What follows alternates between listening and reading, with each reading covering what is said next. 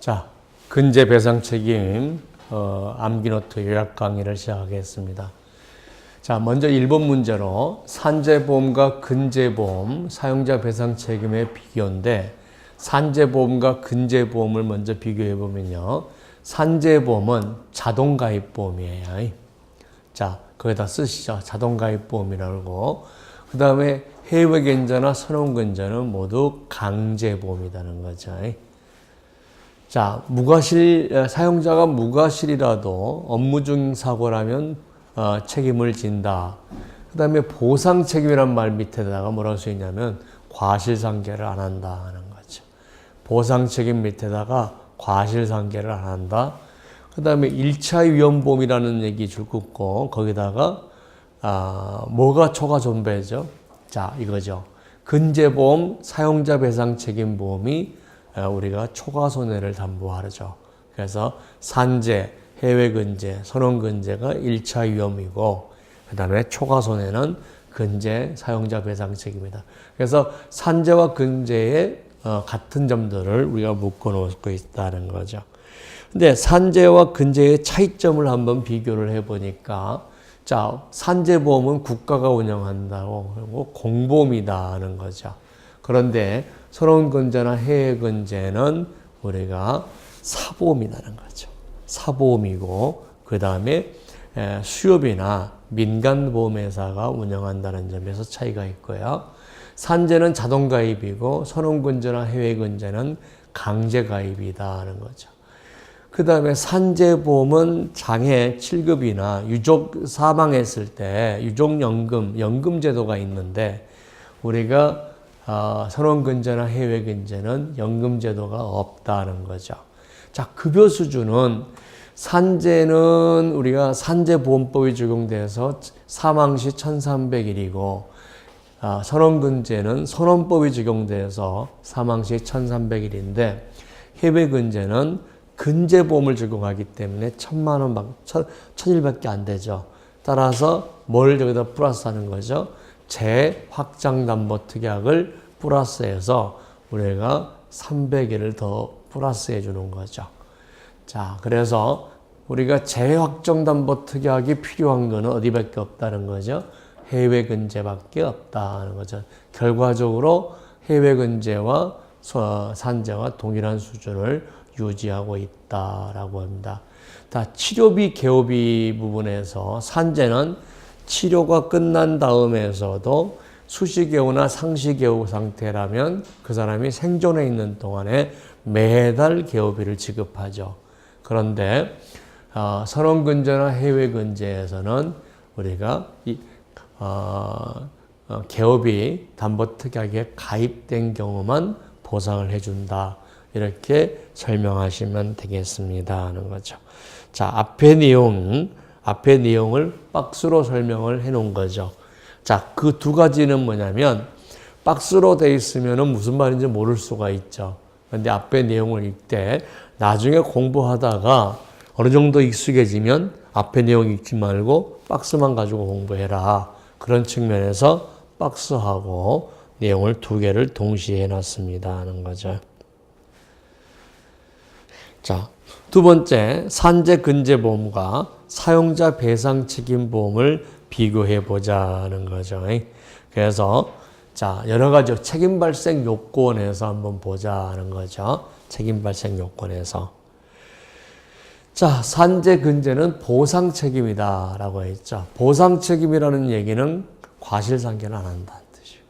항상 보상 책임이다라고 하면 과실상계를 하지 않는다. 그러면 과실상계를 하지 않는 것이 뭐냐? 산재, 해외근제, 선원근제다라고 생각하면 되죠. 그 다음에 근제 사용자 배상 책임은 배상 책임 보험이다 하는 거죠. 자, 산재는 업무 중 사고라도 사용자가 무과실이라도 보상 책임을 진데 이 근거는 근로기준법이죠. 그런데 우리가 근제 사배책은 배상 책임 보험이기 때문에 사용자의 안전 배려 의무 위반. 자, 이게 줄 긋고 뭐예요? 계약상 채무 불이행이죠. 그 다음에 민법상 불법 행위로 인한 배상 책임 이렇게 보면 되죠. 자, 그래서 가장 큰 특징은 산재나 근재는 과실상계를 하지 않는다. 근재사배책보험은 과실상계를 한다라는 점에 가장 큰 특징이다 하는 거죠. 자, 두 번째 특징으로 장애 부분을 한번 생각해 볼게요. 산재는 14등급으로 해서 장애 등급을 해놓죠. 그런데 근재사배책은 맥브라이드 방법을 기본적으로 사용한다 라고 하죠. 그래서 맥브라이드 장애 방법은 퍼센테이지로 되어 있죠. 퍼센테이지로. 그 다음에 복수의 장애가 있을 때 어떻게 할 거냐에 대해서 산재에서는 뭡니까? 자, 우리가 5급 이상이냐. 5급 이상이 2개 있을 때는 3등급, 그 다음에 8등급 이상이 2등급이 있어서 2등급, 기타 등급이 2개 있을 때는 1등급 올려주고, 장애도 높은 2개만 해주지, 장애가 3개, 4개 돼 있을 때 하위 등급은 고려하지 않죠. 근데 맥브라이드는 어떻게 합니까? 전 장애를 다 합산해 주는데, 합산하는 방법으로 체증체감법을 사용하고 있다 하는 거죠. 자, 근재나 산재는 한시 영구장애의 구분도 없고 기여도 구분도 없어요.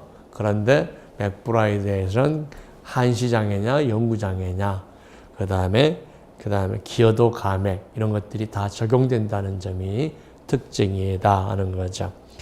자, 우리가 보죠. 자, 여기 보세요. 기존 질병이 있었다. 그러면 여기는 기존 질병이 고려되죠. 기존 질병이 20%가 있었다. 그러면 이번 장애가 20% 나왔다 그러면 80% 20%인 16%잖아요. 근데 여기는 기존 장애가 있었다 하더라도 고려하지 않는다는 거죠. 기존 장애를 고려하지 않는다.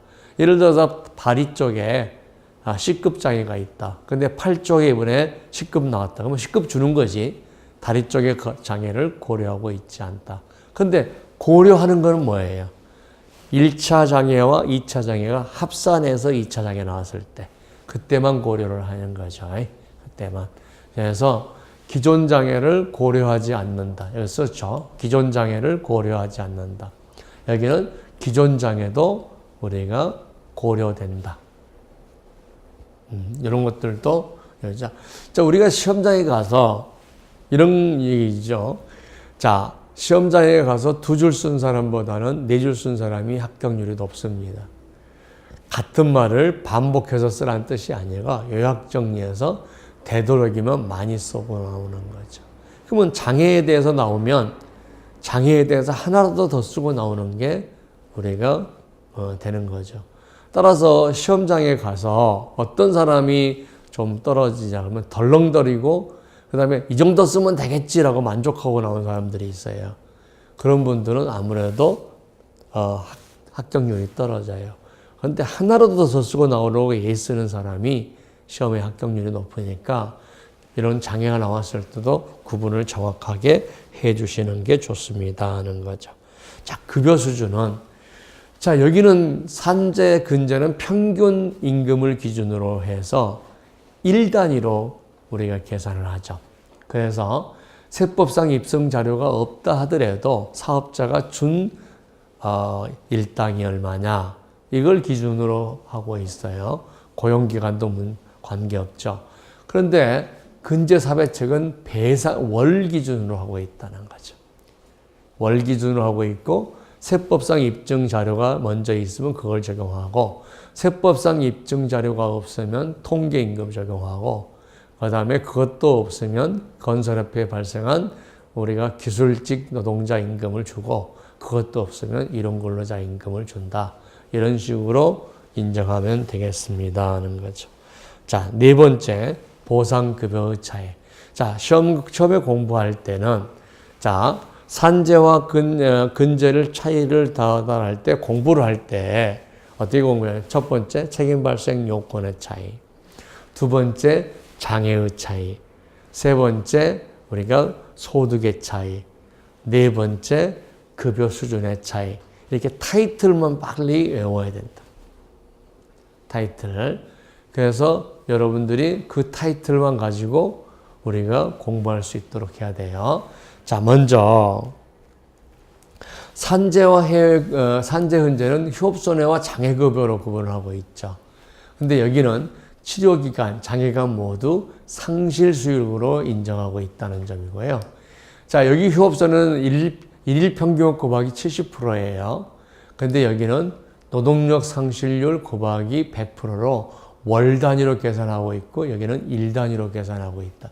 여기다가 휴업손해에다가 일 단위라고 써놓죠. 일 단위로 계산하고 있다.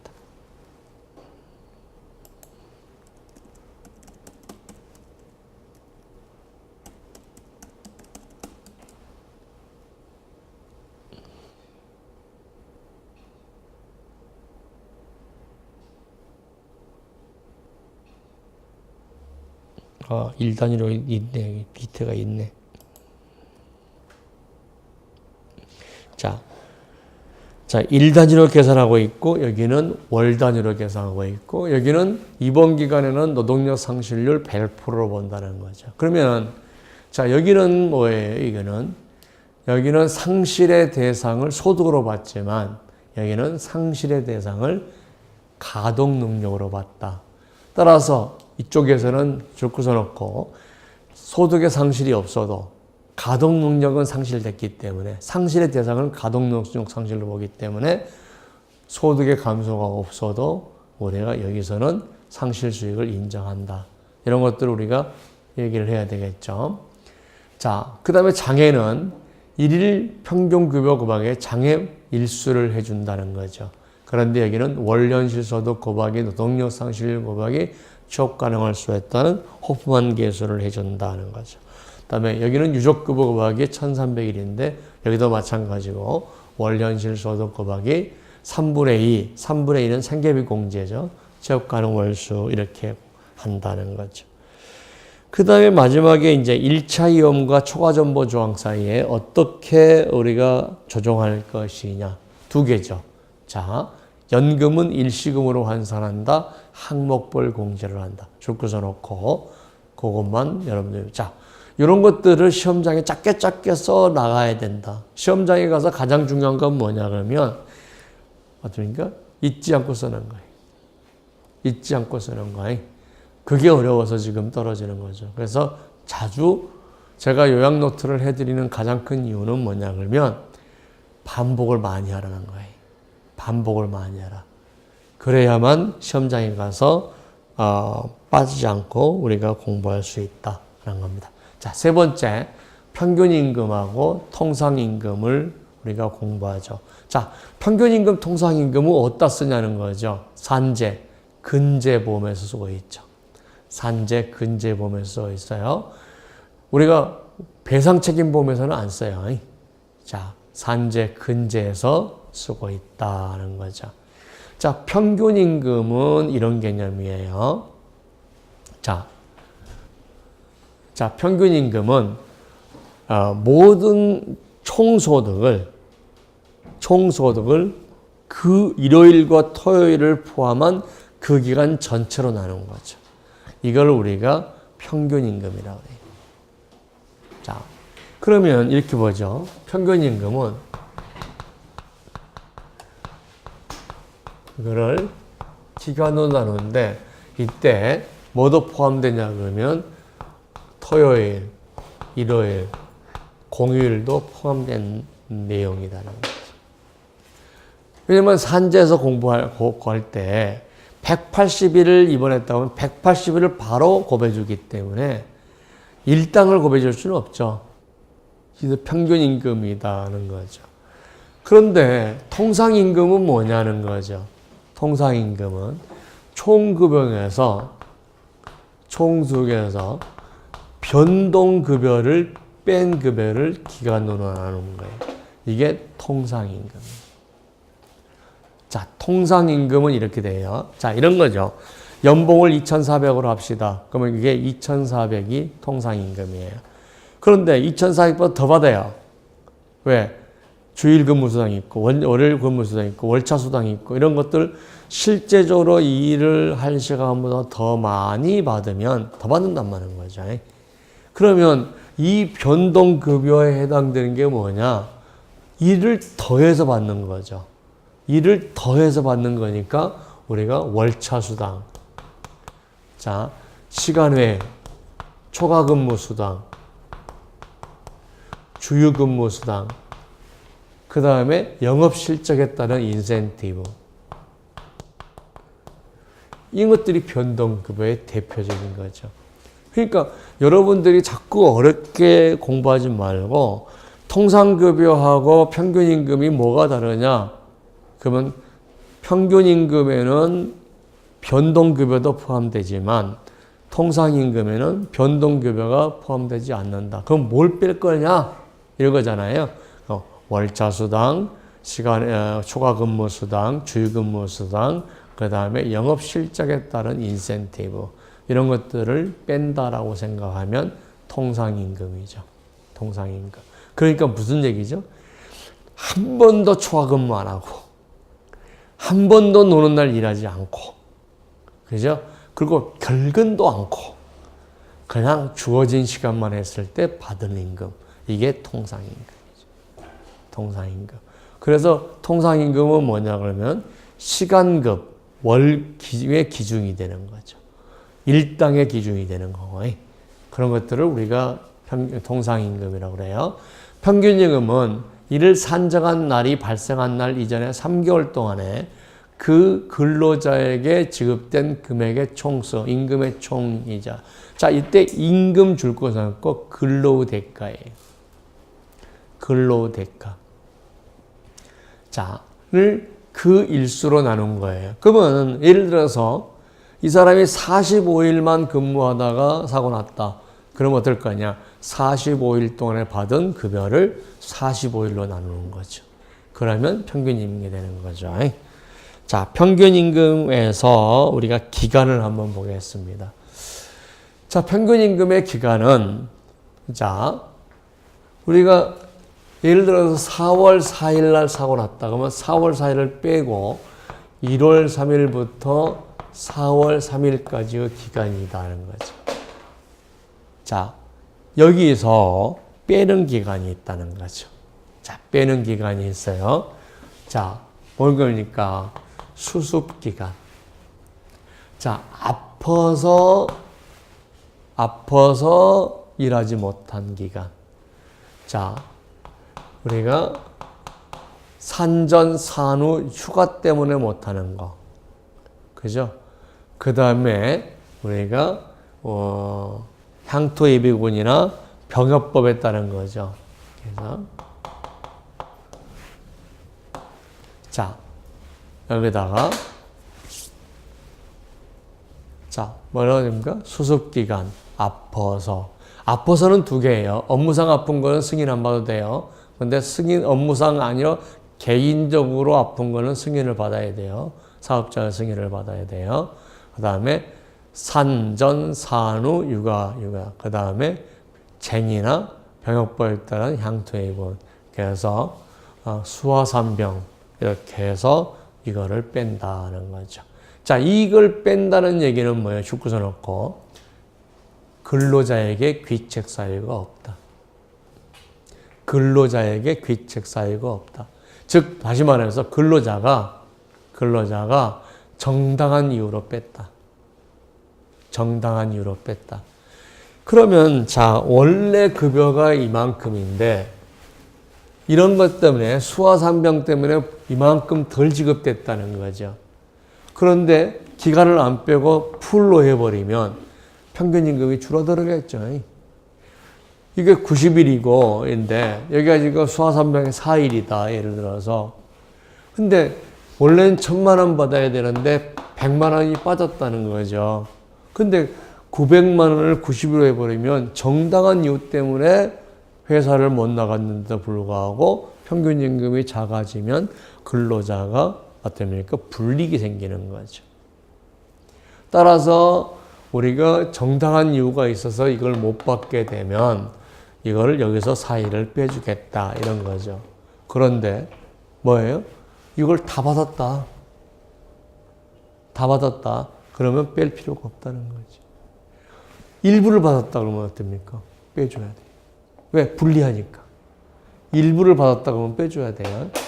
그러니까 우리가 그 근로기준법이나 산재법에서는 급여를 받은 경우에는 기간을 빼지 않는다라고 했기 때문에 급여의 일부인지 전부인지에 대한 개념이 없잖아요. 그러면 급여의 일부를 빼면 빼줘야 된다는 것은 뭘로 해석하는 거죠? 원칙으로, 원리로 해석해 주는 거죠. 자, 만약에 급여를 100만 원을 그 기간 동안 줘야 되는데 10만 원밖에 안 주면서 기간을 그대로 해버리면 평균 임금이 또 다운되겠죠.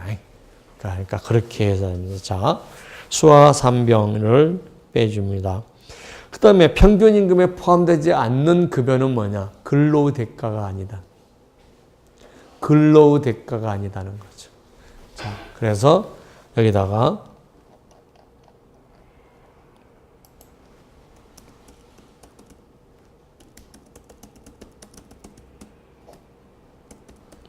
근로의 대가가 아니다. 그러면 근로의 대가가 아니다라고 하는 게 있어요. 은혜적이고, 복지후생적이고, 실비변상적이고, 이게 3대예요. 자, 거기다가 임의적으로 지급한 거예요. 임의적이라는 것은 뭐예요? 의무적으로 주는 게 아니에요. 의무적으로 준 거 아니에요. 그냥 사장이 주고 싶어서 준 거예요. 안 줘도 되는 거예요. 그죠? 그러니까 임의적이다, 은혜적이다 이것이 두 개 합쳐서 뭐예요? 임의적이다, 은혜적이다 이것이 사장이 줘야 할 의무가 없는데 준 거예요. 마음이 동해서. 마음이 동해서. 그죠?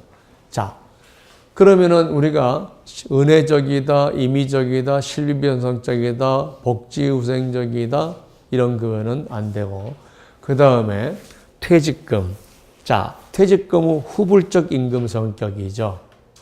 자, 후불적 임금 성격이나 우리가 딱 그 기간에 해당하는 우리가 보죠. 자, 퇴직 이만큼 이제 일하고 나서 퇴직금을 받았다. 그러면 퇴직금 중에서 요 기간에 해당된 거 우리가 3개월 동안 해당 그들을 버텨야 될 거냐 말 거냐 이런 얘기가 있을 거 아니야. 그죠?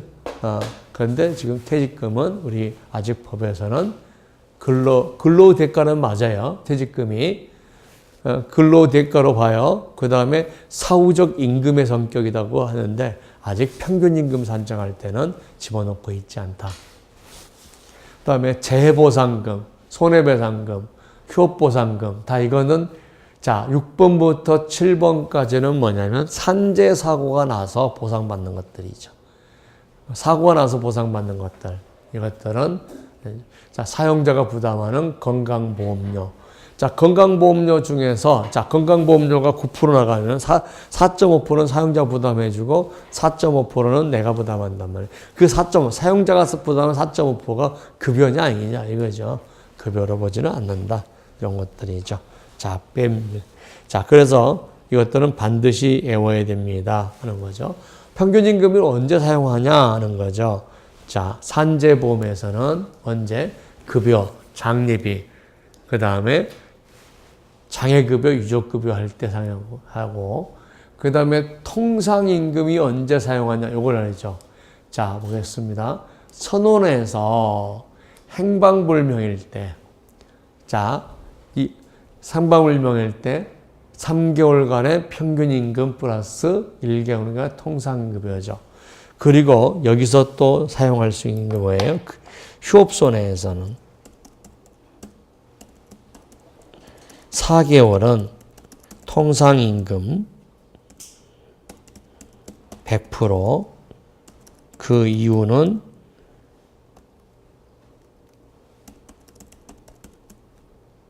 통상임금의 몇 프로예요? 70%.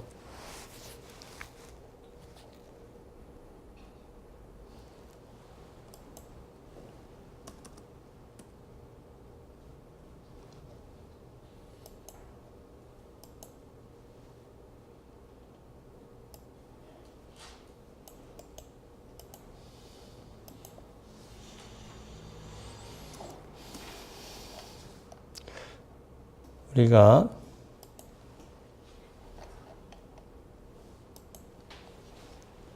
자, 선언에서는 이렇게 보죠. 다시 한번. 선언근제에서는 평균임금을 산정할 때도 있죠. 평균임금을 가지고 할 때는 뭐냐 그러면 자, 장제비, 그 다음에 장애급여, 그 다음에 유족급여,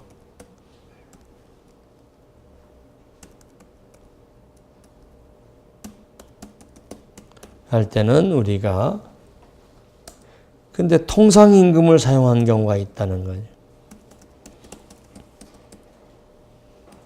이거는 휴업급여에서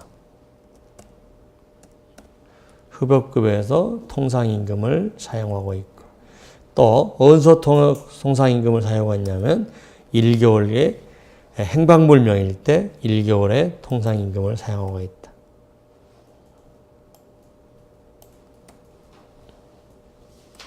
이렇게 정리하죠.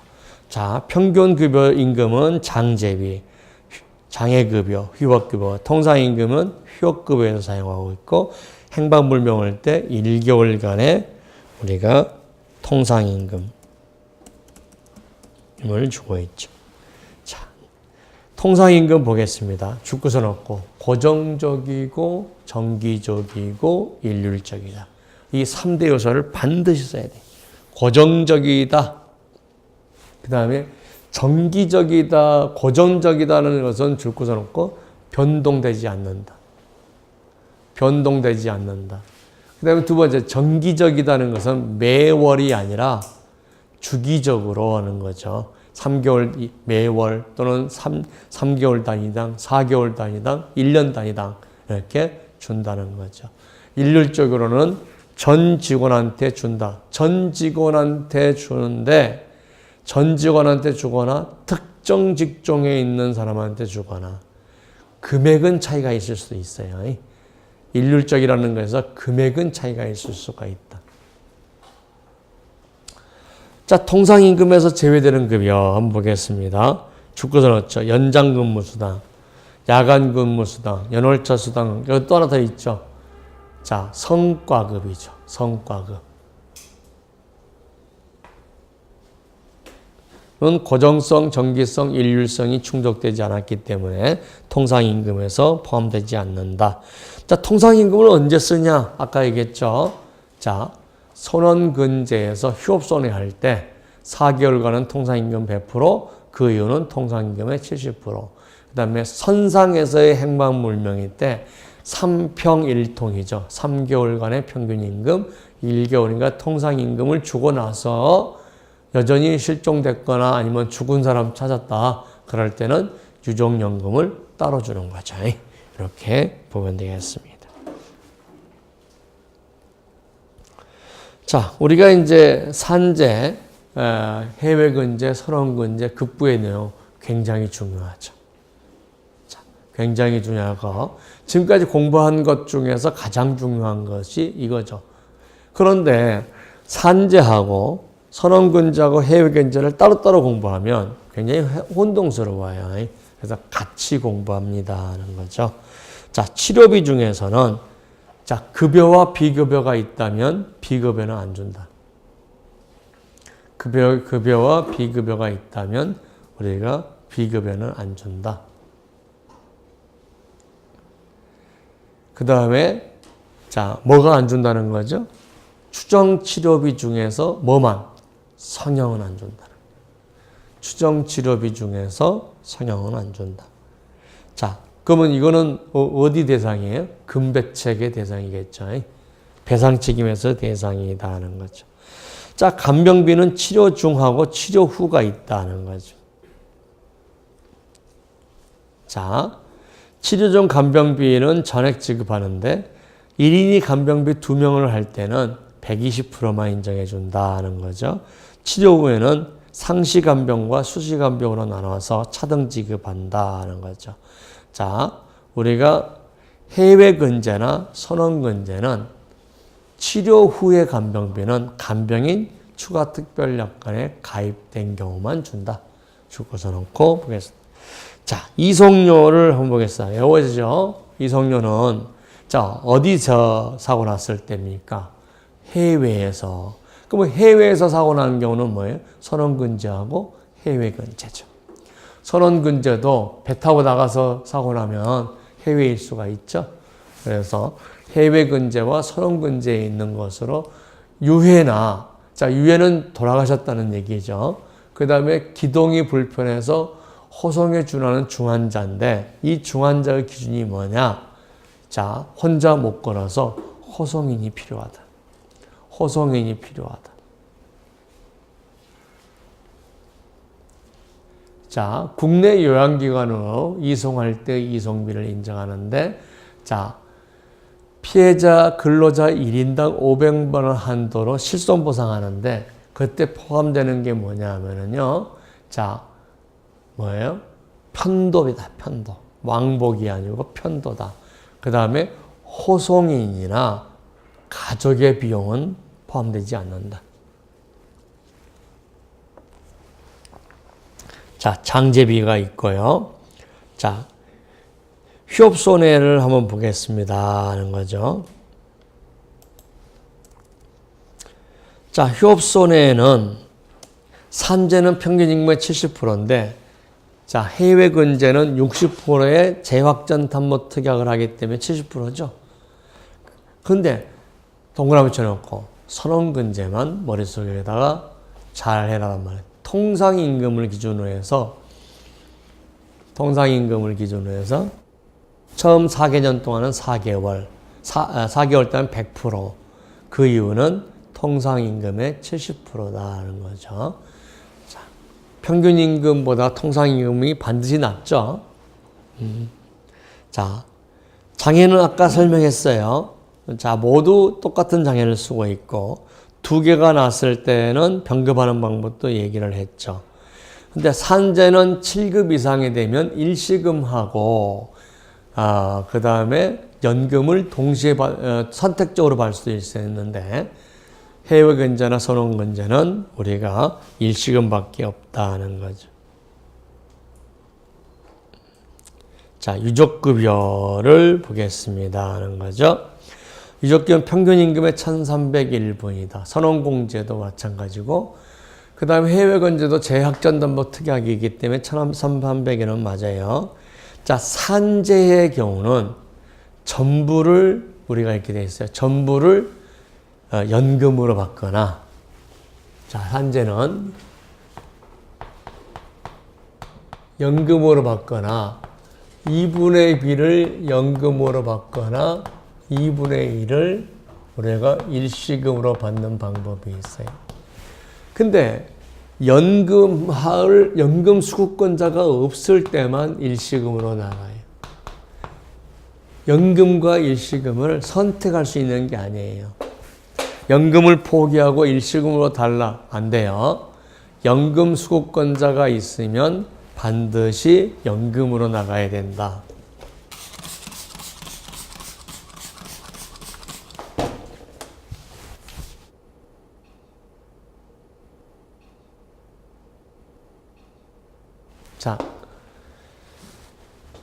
자, 선원의 행방불명 중요하죠. 자, 유족급여 행방불명돼서 찾아버리면, 생존에 찾아버리면 문제가 없겠죠. 근데 행방불명돼서 못 찾았거나 결국 사체로 찾을 때는 어떻게 할 것이냐. 우리가 3개월간의 평균임금, 1개월간의 통상임금이죠. 3평1통이죠. 자, 3평1통. 그 다음에 유족연금을 따로 지급한다. 그런 거죠. 유족연금을 따로 지급한다. 자, 그 다음에 여러분들이 자, 일시보상하고 자, 우리가 산재법에 상병연금제도하고 이걸 비교해야 돼. 일시보상하고 상병연금제도를 비교해 봐야 돼요. 자, 이렇게 쓰면 되죠.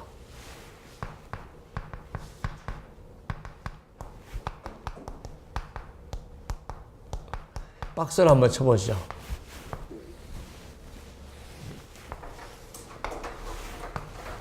자, 일시보상은 사용자의 선택권이에요. 상병연금제도는 피제자의 선택이에요. 그러니까 일시보상은 사용자가 유리한 거죠. 치료를 종결시키고 우리가 1급 장애보험금을 주고 끝나버리는 거니까. 따라서 치료를 어떻게 하냐니까 이건 치료 종결이에요. 여기는 치료가 계속돼요. 그러면 이건 뭐냐?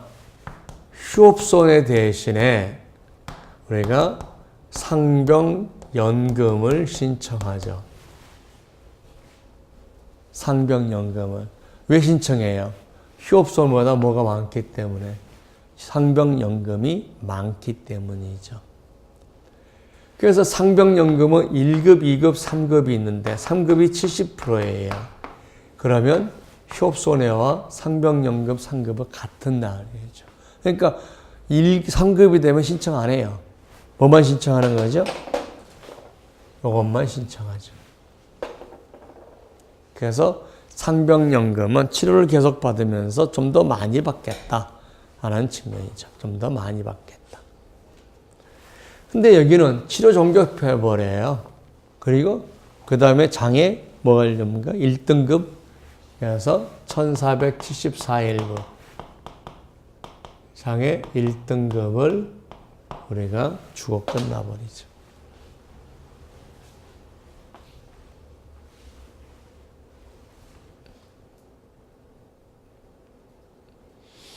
자, 일시보상은 누구를 위한 거라고요? 사용자가 계속적으로 10년씩, 5년씩 그걸 보상하다가는 회사 말아먹는다는 거죠. 그래서 사용자를 위한 선택권이다. 이렇게 보시면 됩니다. 이걸 항상 이런 것들을 정확하게 비교해야만이 톡톡톡톡 짧게 쓰면서 비교할 수 있어요. 근데 이걸 모르면요.